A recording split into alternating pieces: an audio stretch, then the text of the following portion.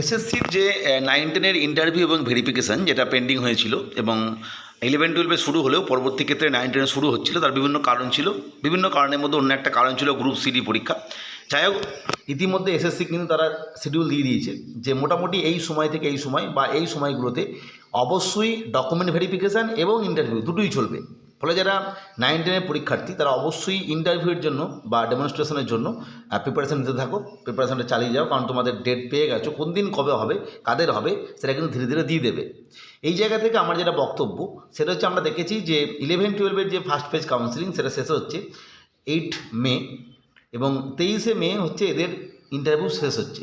মনে রাখতে হবে ঠিক এর পর থেকেই কিন্তু 9-10-এর ফার্স্ট ফেজ কাউন্সিলিং শুরু হবে এবং তার পরবর্তী ক্ষেত্রে 11-12-এর যে সেকেন্ড ফেজ কাউন্সিলিং চলবে সেই সময় কিন্তু এদের ফার্স্ট ফেজ কাউন্সিলিং হবে। এরপরে এইভাবে চলবে। আর এই যে ইন্টারভিউ বা ডেমনস্ট্রেশন বা ডকুমেন্ট ভেরিফিকেশান সেটা মূলত রিজিওনাল অফিসগুলোতে হবে 9-10-এর ক্ষেত্রে। ফলে তোমরা প্রত্যেককে নিজে নিজে প্রতিদিনই প্রায় এসএসসির যে অফিসিয়াল ওয়েবসাইট সেটা খেয়াল রাখবে, কারণ কোন দিন ভেরিফিকেশান থাকছে এবং ইন্টারভিউ থাকছে সেটা তোমাদের অবশ্যই লক্ষ্য রাখতে হবে। অর্থাৎ ভোট বাদই কিন্তু তোমাদের কাউন্সিলিং প্রক্রিয়াটা হয়ে যাবে।